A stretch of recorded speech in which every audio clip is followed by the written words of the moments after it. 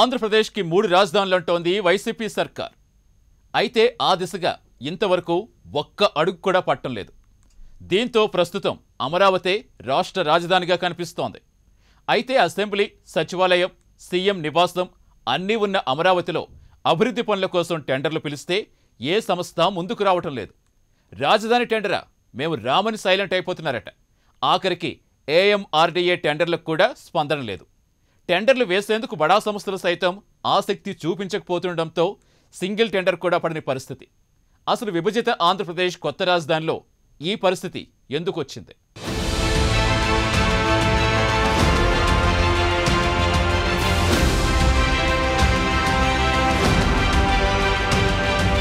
AMRDA అదేనండి, గత ప్రభుత్వం హయాంలో సిఆర్డీఏ, వైసీపీ ప్రభుత్వంలో దాన్ని అమరావతి మహానగర ప్రాంత అభివృద్ధి సంస్థగా పేరు మార్చారు. అలాంటి ప్రభుత్వ సంస్థ పిలుస్తున్న టెండర్లకు స్పందన కరువవుతుండడం రాష్ట్ర ప్రభుత్వ యంత్రాంగాన్ని విస్మయపరుస్తోందంట. రాజధానిలో ఎంపిక చేసిన వాటికి మాత్రమే ఏఎంఆర్డీఏ టెండర్లు పిలుస్తున్నా కాంట్రాక్టు సంస్థలు అటువైపే చూడడం లేదంట. కనీసం కాంట్రాక్టు సంస్థల నుంచి ఎంక్వైరీ చేయాలన్నా ఆసక్తి కూడా కనిపించడం లేదంట. దాంతో టెండర్లు పిలుస్తున్నా ఒక్క టెండర్ కూడా పడడం లేదంటున్నారు.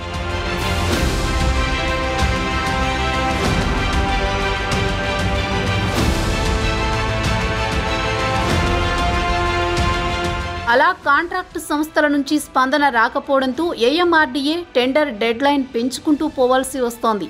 రాష్ట్రంలో 3 రాజధానుల ప్రకటన తర్వాత అమరావతికి ప్రభుత్వం ప్రాధాన్యత తగ్గించిన సంగతి తెలిసిందే. రాజధానిలో గత ప్రభుత్వం తలపెట్టిన పలు నిర్మాణ పనులన్నీ ఎక్కడివక్కడ ఆగిపోయాయి. వాటికి సంబంధించి ప్రస్తుతం ప్రభుత్వం హయాంలో అంగుళం కూడా పురోగతి లేదు.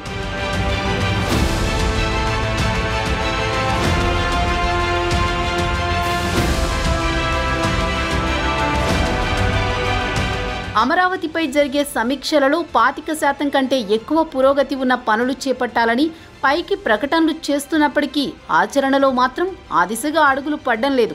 దీంతో ప్రభుత్వం అమరావతికి ఎంత ప్రాధాన్యత ఇస్తుందో అందరికీ అర్థమవుతోందన్న అభిప్రాయం వ్యక్తమవుతోంది. దాదాపుగా 2 ఏళ్లకు పైగా అమరావతిలో ఏఎంఆర్డీఏ చేపట్టాల్సిన పనులన్నీ ఎక్కడికక్కడే ఉన్నాయి. ఇటీవల కొంతకాలంగా ప్రభుత్వం కొన్ని పనులకు సంబంధించి టెండర్లు పిలుస్తోంది.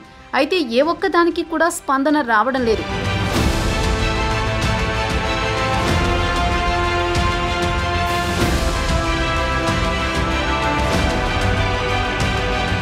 వెలగపూడిలోని ఇంటీరియం గవర్నమెంట్ కాంప్లెక్స్లో ప్లంబింగ్ పనుల కోసం 91.5 లక్షల రూపాయల వ్యయంతో ఆర్ఎఫ్పీను పిలిచింది.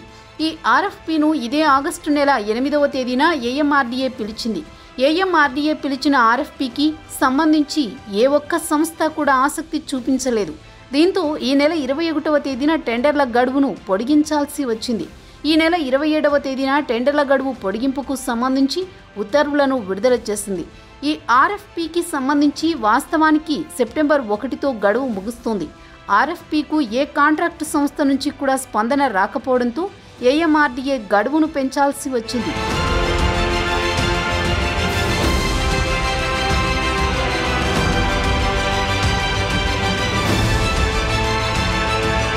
నేలపాడులోని రాష్ట్ర హైకోర్టు ఆవరణలో 76,000 చదరపు అడుగుల విస్తీర్ణంలో 14 కోర్టు హాళ్లను 29.40 రూపాయల కోట్ల వ్యయంతో G+3 విధానంలో నిర్మించేందుకు ఏఎంఆర్డీఏ ఈ నెల 16వ తేదీన టెండర్లు పిలిచింది. సెప్టెంబర్ 1వ తేదీతో టెండర్ల గడువు ముగుస్తుండగా ఇప్పటి వరకు సింగిల్ టెండర్ కూడా పడలేదు. హైకోర్టుకు సంబంధించి పనులు అయినప్పటికీ ఏఎంఆర్డీఏ పిలిచిన టెండర్లకు కనీస స్పందన రాకపోతుండటంతో ప్రభుత్వ వర్గాలు తెగ ఆశ్చర్యపోతున్నాయంట.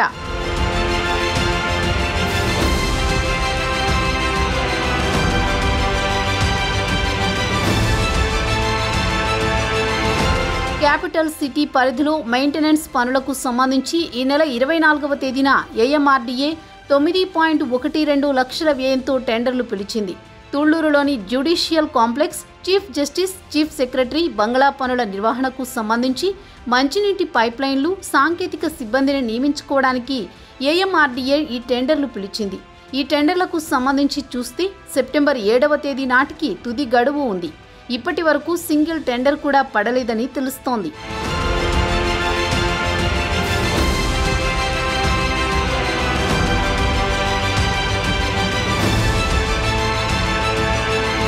గత ప్రభుత్వం హయాంలో అప్పటి సిఆర్డీఏ హ్యాపీనెస్ట్ ప్రాజెక్టుకు సంబంధించిన టెండర్లు పిలిచింది. ప్రస్తుత ఏఎంఆర్డీఏ ఆగస్టు 25వ తేదీన రివర్స్ టెండర్లు పిలిచింది. గత ప్రభుత్వ హయాంలో ఈ హ్యాపీనెస్ట్ ప్రాజెక్టుకు 656.44 కోట్ల రూపాయలతో టెండర్లు పిలిచారు. దాని పనుల పర్యవేక్షణకు అప్పట్లో ప్రాజెక్ట్ మేనేజ్మెంట్ కంపెనీగా సిబిఆర్ఈని నియమించారు. అప్పుడు పిలిచిన టెండర్లలో ఎస్పీసీఎల్ సంస్థ ఈ ప్రాజెక్టు పనులను దక్కించుకుంది. ఈ పనులను ప్రారంభించాల్సిన ప్రస్తుత ప్రభుత్వం ఆ దిశగా చాలా కాలంగా అడుగులు వేయలేదు.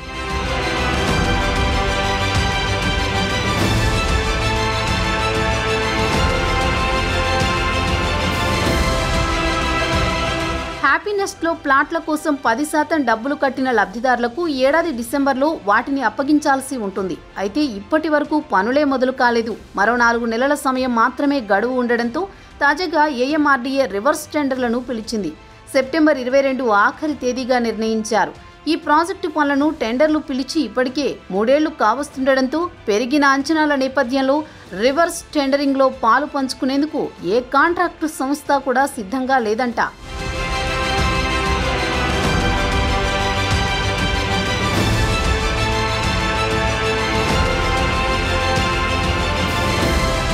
ఇలా టెండర్లకి అతీగతి లేకపోతుండడం ప్రభుత్వ స్వయంకృతాపరాధమే అంటున్నారు.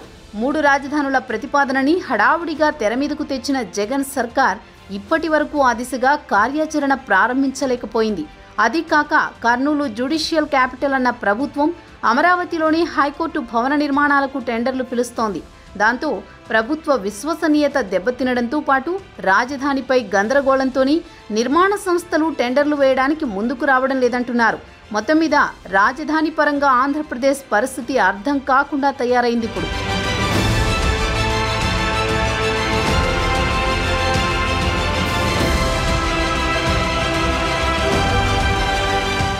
తెలంగాణ కాంగ్రెస్లో సీనియర్లు జూనియర్లు మధ్య అంతరం పెరిగిపోతుందా? యంగ్ లీడర్లకు ప్రాధాన్యం ఇవ్వడం పట్ల ముందు నుంచి పార్టీలో ఉన్న సీనియర్లు అసంతృప్తితో ఉన్నారా? ప్రధానంగా రేవంత్ రెడ్డి పీసీసీ అధ్యక్షుడిగా ఉండటం ఆ దూరాన్ని మరింతగా పెంచుతోందా? టీపీసీసీ క్రమశిక్షణా కమిటీ చైర్మన్ పదవికి ఉత్తమ్ కుమార్ రెడ్డి వర్గీయుడిని ముద్ర ఉన్న కోదండరెడ్డి రాజీనామా చేయడం వెనుక కారణమేంటి? రేవంత్ వర్గానికి ఉత్తమ్ వర్గానికి మధ్య కోదండరెడ్డి నలిగిపోయారా? అందుకే ఆ సీనియర్ మోస్ట్ లీడర్ సైడ్ అయిపోయారా?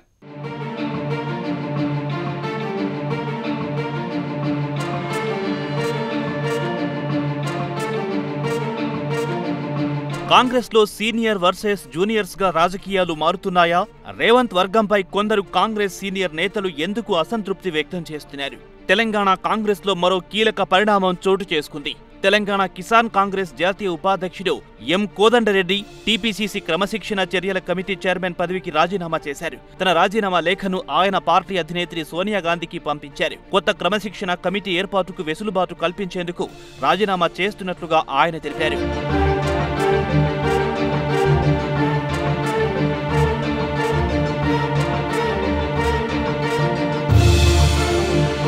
కోదండరెడ్డి రాజీనామా నేపథ్యంలో త్వరలోనే తెలంగాణ పీసీసీ క్రమశిక్షణ కమిటీ కొత్త కార్యవర్గం రానుంది. సోనియా ఎవరిని ఎంపిక చేస్తారన్న ఆసక్తి కలిగిస్తోంది. ప్రస్తుత టీపీసీసీ అధ్యక్షుడు రేవంత్ రెడ్డిపై గతంలో సీనియర్ నేత కోదండరెడ్డి తీవ్ర వ్యాఖ్యలు చేశారు. ఆయన వల్ల పార్టీ గ్రాఫ్ పడిపోతుందని కూడా అన్నారు. అంతేకాదు అప్పట్లో మాజీ టీపీసీసీ ఉత్తమ్ కుమార్ రెడ్డి, కోమటిరెడ్డి రాజగోపాల్ రెడ్డి ఎపిసోడ్లోనూ కోదండరెడ్డి తనదైన శైలిలో నిర్ణయాలు తీసుకున్నారు. ఈ వ్యవహారంలో రాజగోపాల్ రెడ్డికి నోటీసులు పంపారు. ఇటీవల కౌశిక్ రెడ్డి వ్యవహారంలోనూ ఆయన షోకాజ్ నోటీసులు జారీ చేశారు.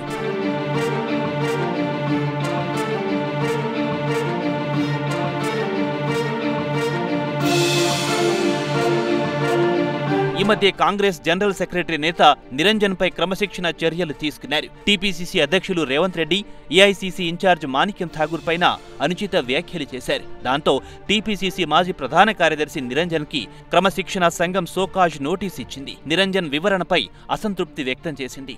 అనుచితంగా మాట్లాడిన మరో నేత గంటా సత్యనారాయణ రెడ్డిని ఇప్పటికే పార్టీ నుంచి బహిష్కరించారు.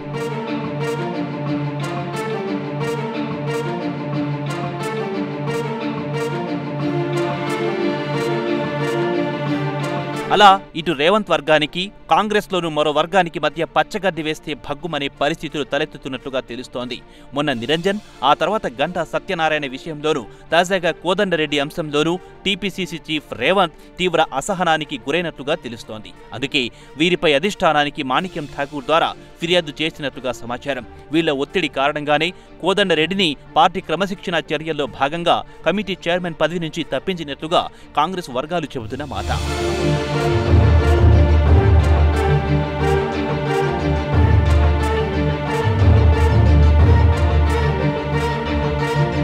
కాంగ్రెస్లో వర్గాలు కొత్తేం కాదు. రేవంత్ రెడ్డిని టీపీసీసీ చేయడం దగ్గర నుంచి ఇంకా ఆ పార్టీలో అసంతృప్తి జ్వాలలు, కుమ్ములాటలు, లుకలుకలు ఒక్కొక్కటిగా బయటపడుతూనే ఉంది. టీపీసీసీ చీఫ్ రేవంత్ రెడ్డి వర్గంపై ఉత్తమ్ కుమార్ రెడ్డి కొంత అసంతృప్తిగా ఉన్నారని, నిరంజన్, గంటా సత్యనారాయణకు వత్తాసు పలికారనే వాదనలున్నాయి. రేవంత్ రెడ్డి, నిరంజన్, సత్యనారాయణ విషయంలో చర్యలు తీసుకోమన్నారని, కానీ ఉత్తమ్ ఒత్తిడి మేరకు కోదండరెడ్డి జాప్యం చేశారనే వాదన కూడా ఉంది. అయితే టీపీసీసీ చీఫ్గా బాధ్యతలు తీసుకున్న రేవంత్ చాలా దూకుడుగా ముందుకెళ్తున్నారని కాంగ్రెస్ వర్గాలు చెబుతున్న మాట.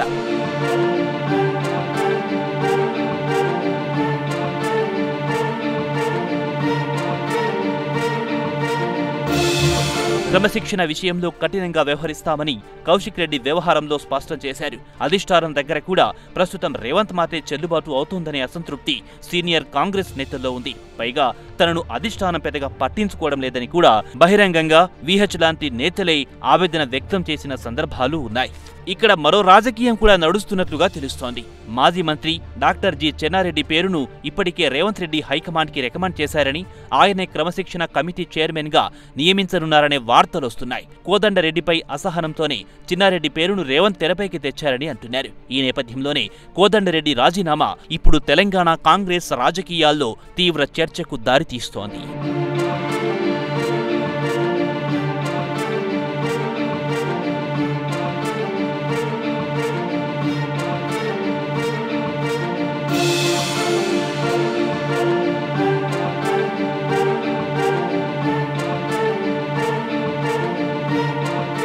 అన్ని పార్టీల్లో కోవర్టులుంటారు. అయితే ఇలాంటి కుట్రలు, కుతంత్రాలకు దూరంగా సిద్ధాంత పార్టీగా చెప్పుకునే బీజేపీకి కూడా అందుకు అతీతం కాదంటున్నారు. ఈ పార్టీలో కూడా ఇతర పార్టీలకు ఉప్పందించే నేతలున్నారట. అసలు ఆంధ్రప్రదేశ్లో ఉనికి చాటుకోవడానికే నానా పాటలు పడుతున్న బీజేపీలో కోవర్టులు కూడా అంటారా? నిజమేనండి. ఎంత చెట్టుకంత గాలంటారుగా. అలా ఏ పార్టీ స్థాయిలో వారు పనిచేస్తూనే ఉంటారు. ఇంతకీ ఎవరా నేత, ఏంటా కథ?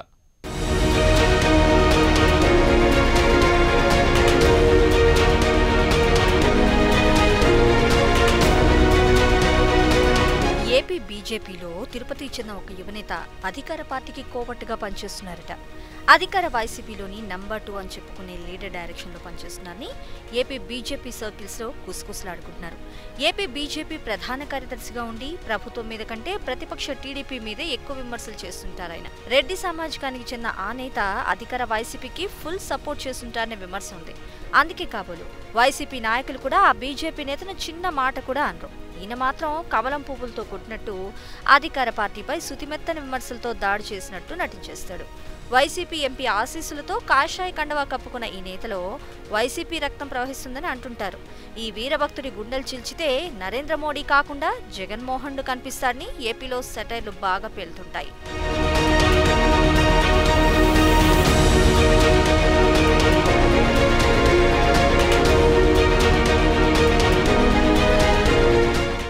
ఇక గురివింద గింజలా ఆయన కిందున్న నలుపంతా కాషాయవడంతో కప్పేసుకొని మీడియా వేదికల మీద పెద్ద పెద్ద నోరేసుకుని పడుతూ తన పాపులారిటీ మాత్రం బాగా పెంచేసుకుంటుంటాడు.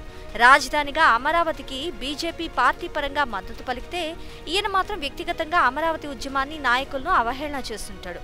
కడుపు మండ జేఏసీ నాయకుడు ఓ టీవీ ఛానల్ డిస్కషన్లో ఓ రేంజ్లో రిప్లై ఇచ్చినా ఆయన మాత్రం డబుల్ గేమ్ పాలిటిక్స్ చేస్తూనే ఉంటారని అంటుంటారు. ఇక ఇలాంటి కుట్రలు, కుతంత్రాలతోనే బీజేవైఎం అధ్యక్షుడి నుంచి బీజేపీ జనరల్ సెక్రటరీ స్థాయి వరకు ఎదిగాడని అంటుంటారు. ఇప్పుడు ఏకంగా బీజేపీ అధ్యక్ష పదవిపైనే కన్నేశారని అంటున్నాయి ఏపీ బీజేపీ సర్కిల్స్. మరి ఏపీ కాషాయ దళపతి సోము వీర్రాజును ట్రాప్లో ఇరికించి ఆయన ఇమేజ్ని డ్యామేజ్ చేసి సోము పదవికే ఎసు తెచ్చేలా సదర్ నేత ప్లాన్ చేశారని, వీర్రాజును బదనాం చేసి ఆయన పదవి కొట్టేయాలనేది ఈయన స్కెచ్లా కనపడుతుందని బీజేపీ వర్గాలే చర్చించుకుంటాయి.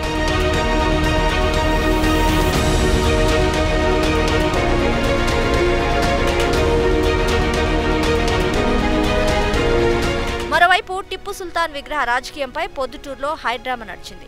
విగ్రహం ఏర్పాటుకు కడప జిల్లా కలెక్టర్ అనుమతి నిరాకరిస్తూ జూలై 23న ఉత్తర్వులిచ్చాడు. కామెడీగా విగ్రహ ఏర్పాటు వద్దంటూ జూలై 27న సోము వీర్రాజు ఆధ్వర్యంలో పొద్దుటూరులో బీజేపీ ధర్నా చేసింది. అప్పటికి 4 రోజుల ముందే కలెక్టర్ ఉత్తర్వులు ఇచ్చిన విషయాన్ని ఆ నేత కావాలనే దాచిపెట్టి పార్టీ అధ్యక్షుడు సోము వీర్రాజును ఉసుగొల్పి ఆయనతో ధర్నా చేయించి పార్టీ పరువు తీయడంతో పాటు అధ్యక్షుడు వీర్రాజును కామెడీ పీస్ గా మార్చేశారని ఈ ఎపిసోడ్ అంతా వైసీపీ సీనియర్ ఎంపీ డైరెక్షన్ లో ఆడిన పొలిటికల్ డ్రామా అనేది బీజేపీ వర్గాల పోగొట్ట. తమ వాడైన ఆ నేతను ఏపీ బీజేపీ అధ్యక్ష పీఠంపై కూర్చోబెట్టాలనేది ఆ అధికార పార్టీ ఎంపీ స్కెచ్ లా ఉందని ఏపీలో జోరుగా కామెంట్స్ నడుస్తున్నాయి.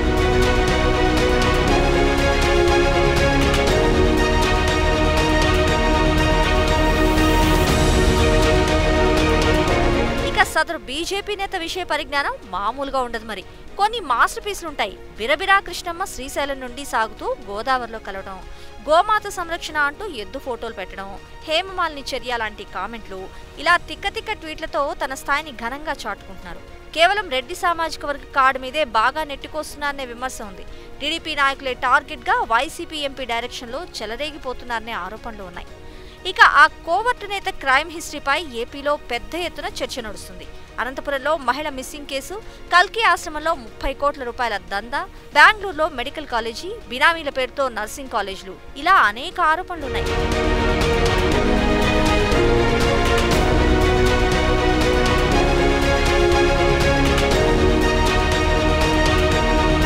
ప్రతిపక్షంలో అధికార పక్ష నేతగా ఉన్న ఆ నేత స్వంత పార్టీ బీజేపీకి పంగనామాలు పెడుతూ వైసీపీపై ఉత్తుత్తి పోరాటం చేస్తూ టీడీపీ శ్రేణులపై మాటలతో కత్తి యుద్ధం చేస్తూ కాషాయ దళంలో పెద్ద కోవర్టుగా మారాడని సొంత పార్టీ నేతలే బహిరంగంగా అంటుంటారు.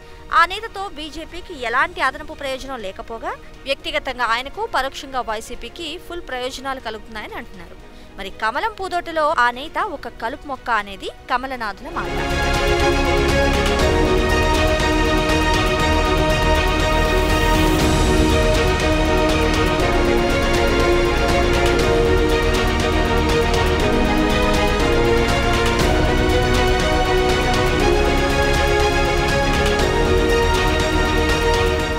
ఏపీలో కొత్తగా మరో శాఖ ఏర్పాటు కానుంది. ఇది అలాంటి శాఖ కాదు. కోర్టు కేసుల కోసం ప్రత్యేక శాఖను ఏర్పాటు చేస్తున్నారు. అయితే ఇది మంత్రివర్గ శాఖ కాదు, వ్యవస్థ లాంటిది. ఏపీ ప్రభుత్వంపై కోర్టుల్లో 194,000 కేసులు పెండింగ్లో ఉన్నాయి. రోజుకు 4 నుంచి 500 పిటిషన్లు దాఖలవుతున్నాయి. వీటిని పర్యవేక్షించే వ్యవస్థ ఇప్పటి వరకు లేకపోవడంతో కోర్టు ధిక్కార కేసులు పెరిగిపోతున్నాయి. అందుకే కొత్త సిస్టమే పెట్టేస్తున్నారట. ఇంతకీ ఈ వ్యవస్థతో ప్రభుత్వం ఏం చేయాలనుకుంటోంది?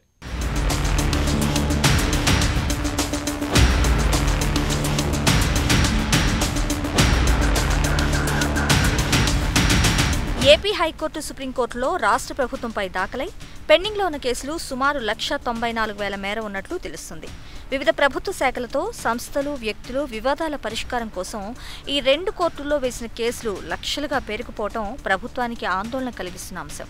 ప్రభుత్వానికి వ్యతిరేకంగా మరి ప్రతిరోజు వివిధ కోర్టుల్లో సుమారు 500 పిటిషన్లు దాఖలవుతున్నట్లుగా అంచనా. మరోవైపు రాష్ట్ర ప్రభుత్వానికి సంబంధించిన కేసులు ఏపీ హైకోర్టుతో పాటు ఇటు సుప్రీంకోర్టులోనూ పెద్ద ఎత్తున పోగవుతున్నాయి. పెండింగ్ కేసుల్లో ప్రభుత్వ శాఖలు, అధికారులపై కోర్టు ధిక్కరణకు సంబంధించిన కేసులే 8,000 మేర ఉన్నట్లు సమాచారం.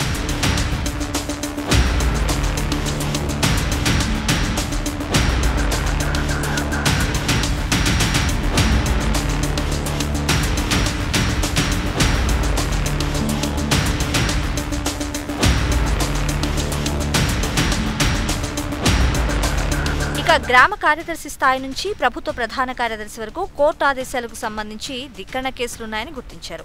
ఇక ప్రత్యేకంగా ఆర్థిక శాఖ వివిధ కోర్టుల్లో ఉన్న 143 పిటిషన్లకు కౌంటర్ అఫిడవిట్ దాఖలు చేయని పరిస్థితి ఉన్నట్లుగా సమాచారం. పెండింగ్ కేసుల పరిష్కారం కోసం ప్రత్యేకంగా దృష్టి పెట్టాలని ప్రభుత్వం భావిస్తుంది. అడ్వకేట్ జనరల్ కార్యాలయం నుంచి ప్రభుత్వ ప్లీడర్ల వరకు పెండింగ్ కేసుల పరిష్కారానికి దృష్టి పెట్టాలని ఉన్నతాధికారులు ఇటీవలే ఆదేశించారు. కేసును పర్యవేక్షించే వ్యవస్థ ఇప్పటివరకు లేకపోవడంతో కోర్టు ధిక్కార కేసులు భారీగా పెరిగిపోతున్నాయి. ఎవరిపై పిటిషన్లు పడ్డాయో వారికి కౌంటర్లు వేయడానికి కూడా కనీసం తీరిక ఉండడం లేదు.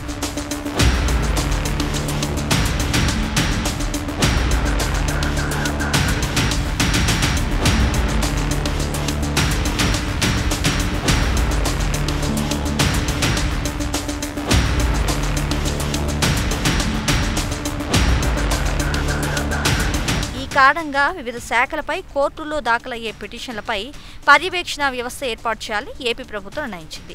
Online legal case monitoring system పేరుతో ఈ కొత్త వ్యవస్థను ఏర్పాటు చేయాలని నిర్ణయించారు. మరోవైపు పిటిషన్ల సత్వర పరిష్కారానికి ప్రతి విభాగంలోనూ నోడల్ అధికారిని నియమిస్తారు. ఐఏఎస్ అధికారిని నియమించే అవకాశం కూడా ఉంటుంది.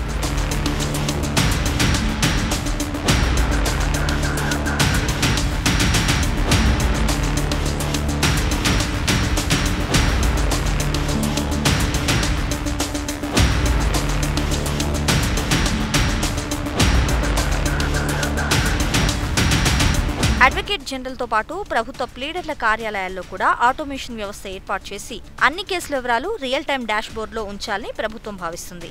ప్రభుత్వానికి ఇటీవల కోర్టు కేసుల చిక్కులు కూడా ఎక్కువయ్యాయి. అధికారులు ప్రతిరోజు హైకోర్టుకు వెళ్లాల్సిన పరిస్థితి. ధిక్కరణ కేసులు ఓవైపు భారీగా పెరిగిపోతున్నాయి. అయితే వాటిలో చాలా వరకు సరైన సమాచారం ఇస్తే వీగిపోయే కేసులే అని భావిస్తున్నారు. కానీ అలాంటి సమాచారం హైకోర్టుకి ఇచ్చే వ్యవస్థ లేకనే సమస్యలు వస్తున్నాయని నిర్ణయించారు. ఇప్పుడు ఆ బాధలన్నీ తప్పించుకోవడానికి ప్రత్యేక వ్యవస్థను ఏర్పాటు చేయాలని నిర్ణయానికి వచ్చారు.